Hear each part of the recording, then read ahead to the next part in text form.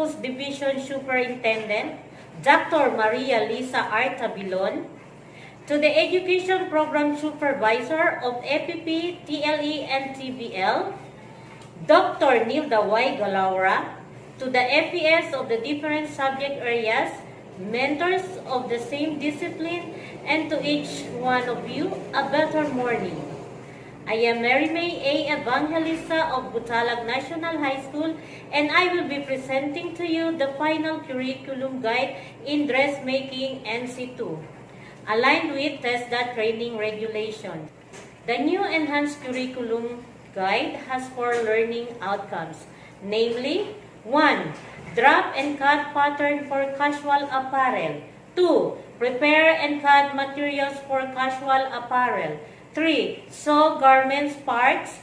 4. Apply finishing touches on casual apparel.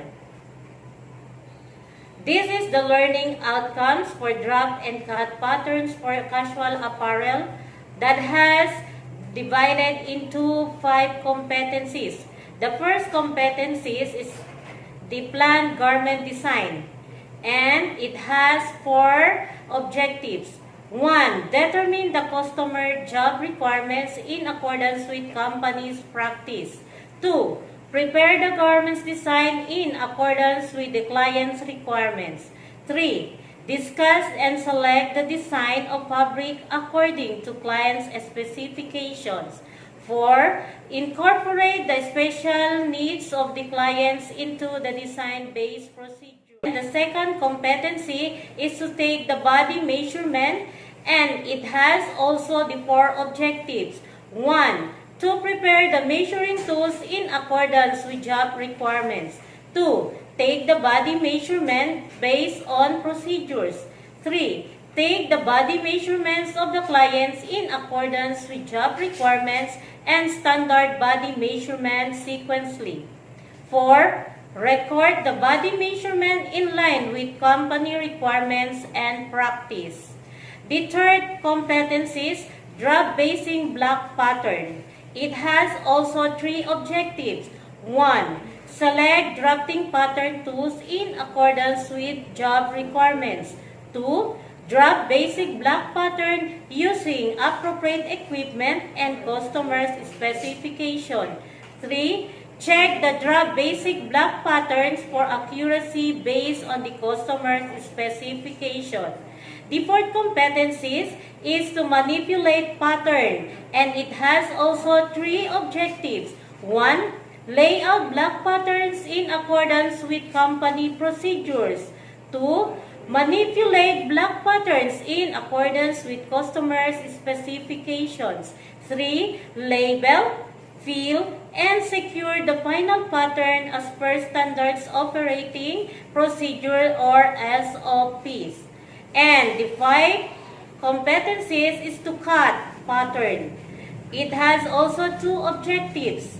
1. Select cutting pattern tools in accordance with job requirements. 2. Cut patterns in accordance with customers' specification and measurements. This is the second learning outcome. Prepare and cut materials for casual apparel.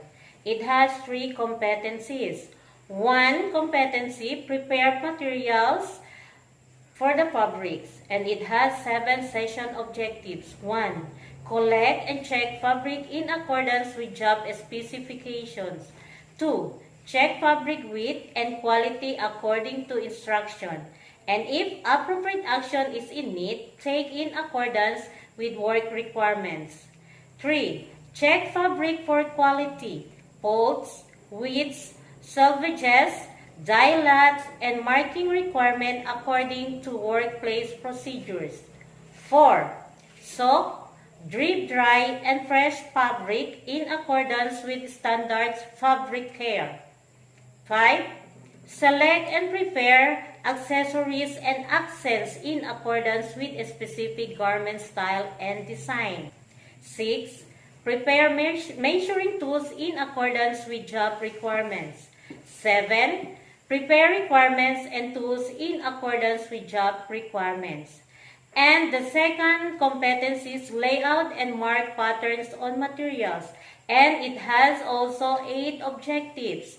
Number 1, prepare and set up cutting table in accordance with company procedures. 2, prepare and check patterns in accordance with company's specifications. 3, layout and pin on the fabric patterns in accordance with fabric grain lines. 4, check layout and align with fabric pattern as per procedure. 5, position pattern pieces manually in accordance with company's procedures. 6, mark seam allowances on the fabric in accordance with job requirements. 7, trace and mark darts, pockets location on fabric in accordance with a specific garment style or design.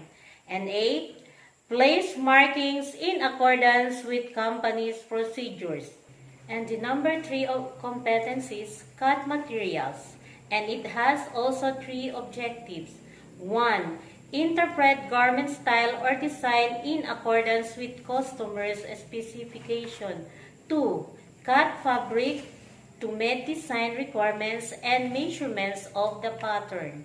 3, check garment parts for completeness in accordance with a specific garment design or styles. For the third learning outcomes, sew casual apparel, and it has also 4 competencies.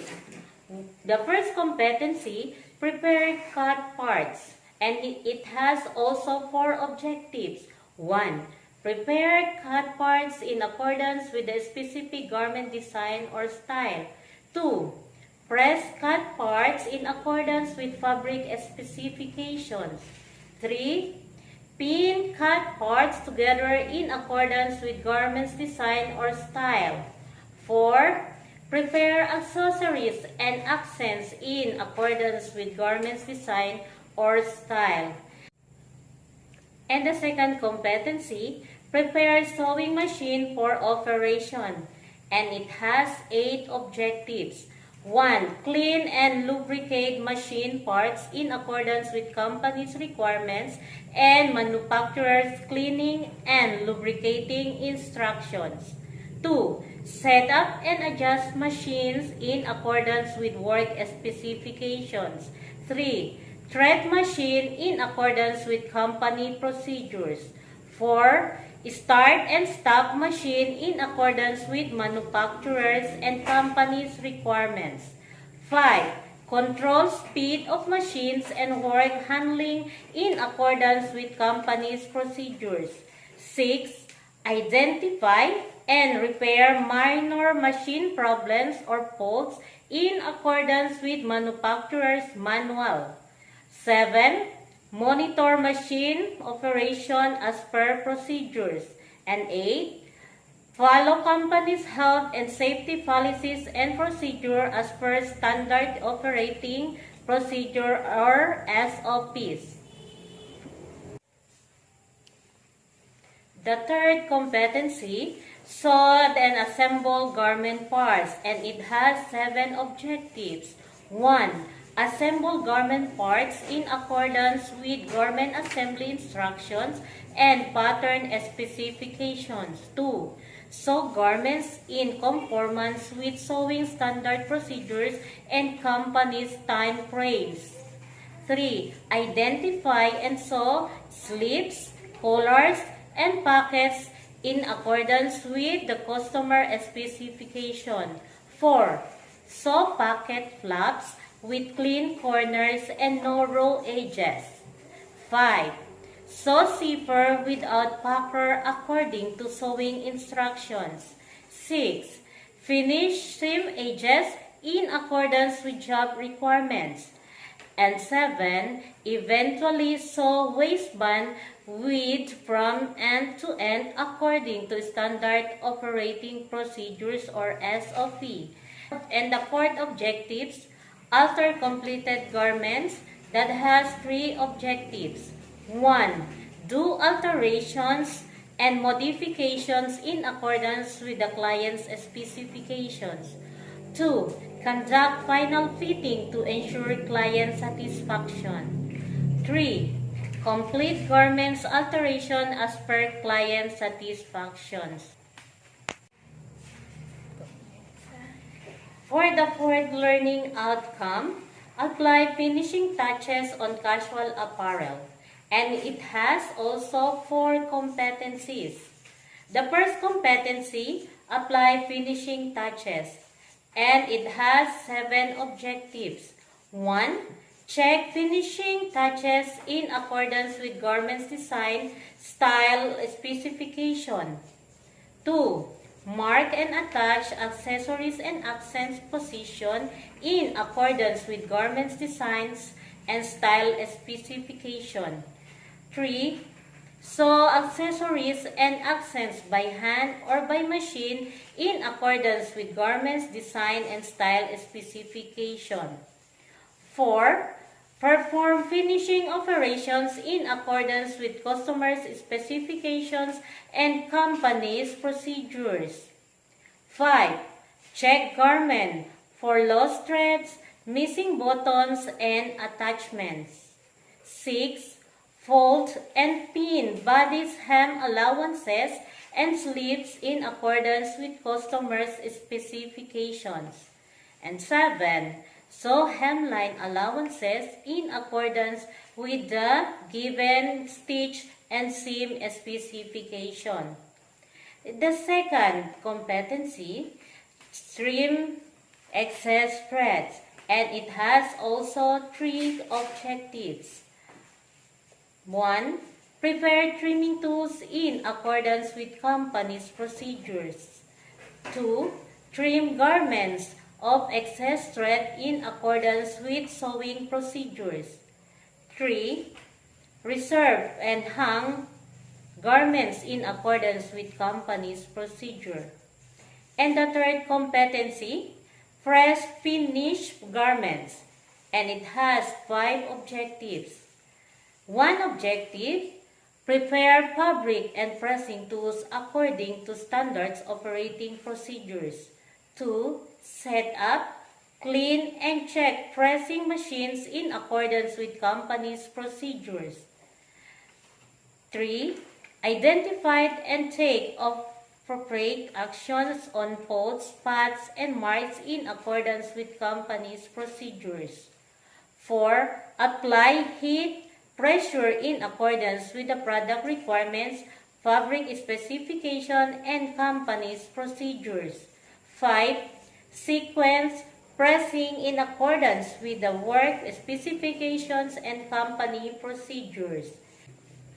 And the fourth competency, pack finish garment, and it has 2 objectives. 1. Pack finish garments in accordance with packaging standards and procedures. And 2. Label garments packages in accordance with company's requirements.